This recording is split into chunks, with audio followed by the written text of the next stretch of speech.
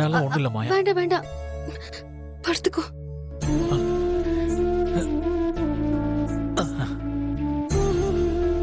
சீனு, இல்ல ஒண்ணும் இல்ல.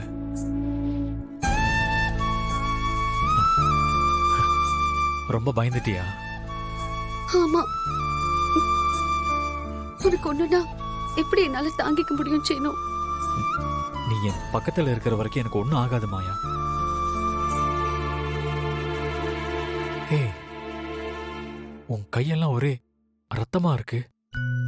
அதை விட சீனு, உனக்கு ஒண்ணும் ஆகல, அதுவே எனக்கு போதும். மாயா, உன் கழுத்துல தொங்கிட்டு இருந்த தாலி செயினுக்காக தான் இப்படி எல்லாம் பண்ணிட்டானுங்க. ஆமா சீனு. ஏன் மாயா? பொதுவா பொண்ணுங்க புருஷனையும் தாலியையும் ஒன்னாதானே பாப்பாங்க. அவங்க கழுத்துல இருந்து தாலி கழுண்டாலோ இல்ல அத கழட்டினாலோ உசுறு போற அளவுக்கு சென்டிமெண்டா பாப்பாங்கல்ல. அப்புறம் ஏன் மாயா நீ அவங்க கிட்ட உன் கழுத்துல போட்டிருந்த தாலி செயினை கழட்டி கொடுத்த? ஏன்னா என்ன பொறுத்த வரைக்கும் என்னோட உசுறு நீ தாண்டா சீனு. ஒருத்தவங்க கழுத்துல கட்டுற தாலியால மட்டும் இல்ல மாறிடாது. அந்த தாலிய கட்டுறவங்க மேல நம்ம காட்டுற அன்புலதான் எல்லாமே மாறும். உனக்கு ஒண்ணு வரும்போது தாலி மட்டும் இல்ல, அந்த இடத்துல நான் செத்து கூட உனக்கு காப்பாத்திருப்பேன் செய்யணும்.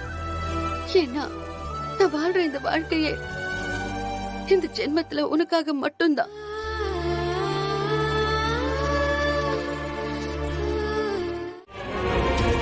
மாமா, ஏய் என்னடா?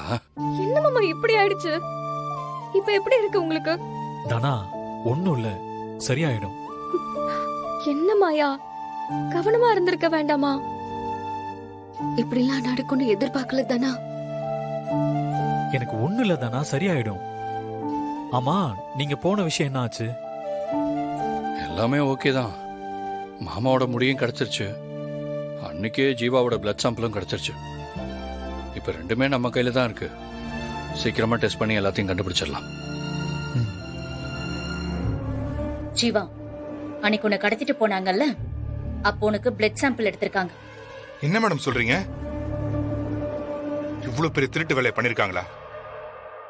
நம்ம கிட்ட இருக்கிற சாம்பிள்ஸ் எல்லாம் வச்சு டிஎன்ஏ டெஸ்ட் எடுத்தா எல்லாம் தெரிஞ்சிடும். ஜீவா ரகுராம் மாமாவோட புள்ள இல்லைன்னு. அதை வச்சு நம்ம ஈஸியா பஞ்சாயத்துல ஜெயிச்சிடலாம்.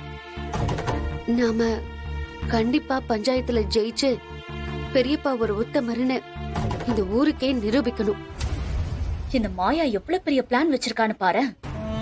இந்த விஷயம் மட்டும் நமக்கு தெரியலனா பஞ்சாயத்துல நம்மள தோக்கடிச்சு என் மூஞ்சில கரிய பூசி இருப்பான்.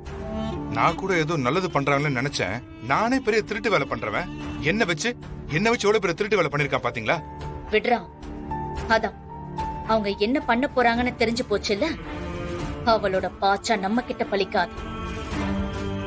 இதை என்ன பண்ணணும் எப்படி பண்ணணும்னு எனக்கு நல்லா தெரியும். நீ ஒண்ணு கவலைப்படாத. மாயா, நீங்க போய் லேப்ல சாம்பிள்ஸ் கொடுத்து டெஸ்ட் எடுக்க சொல்லுங்க.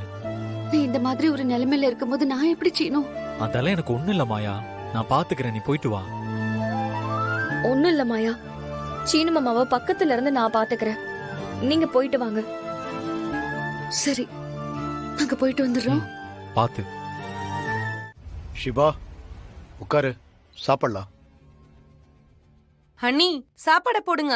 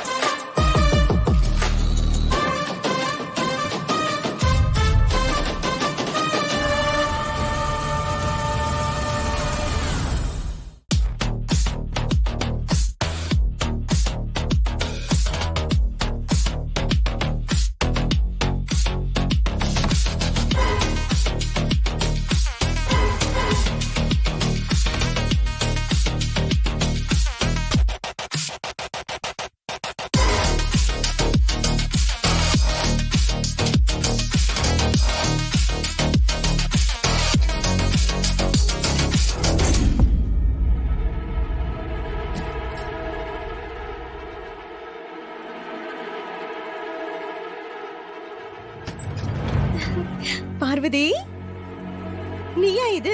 கலக்கிட்ட பார்வதி. ஆமா அண்ணி, அவங்க என்ன மதிக்கல, அப்புறம் நான் மட்டும் எதுக்கு அவங்கள மதிக்கணும்? சூப்பர் பார்வதி. இது இதோட முடிய போறதில்ல அண்ணி.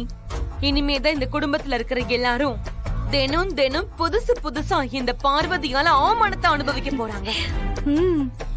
அண்ணி, வேணும்னா நீங்களும் என் கூட சேர்ந்துக்கோங்க. ஐயோ இல்ல, என்னாலலாம் அண்ணன் முன்னாடி உன்ன மாதிரி இவ்ளோ தைரியமாலாம் பேச முடியாது பார்வதி. இருந்தாலும் உன் தைரியம் எனக்கு வராதுமா. இப்படி எல்லாம் நீங்க யோசிச்சுட்டு இருந்தீங்கன்னா கடைசி வரைக்கும் இந்த வீட்ல நம்ம இப்படியே இருக்க வேண்டியதுதான். பார்வதி, அதுக்காக இப்படி டெய்லி சண்டை போட்டுட்டே இருக்க போறியா? இது சண்டை கிடையாது அண்ணி. நான் பட்ட அவமானத்துக்காக இந்த குடும்பத்துல இருக்கிற எல்லாருமே பழி வாங்க போறேன். இது வரைக்கும் இந்த வீட்ல நான் என் புருஷனுக்காக ஒரு வாழ்க்கை வாழணும்னு நினைச்சேன். ஆனா இனிமே அது நடக்காதுன்னு தெரிஞ்சு போச்சு.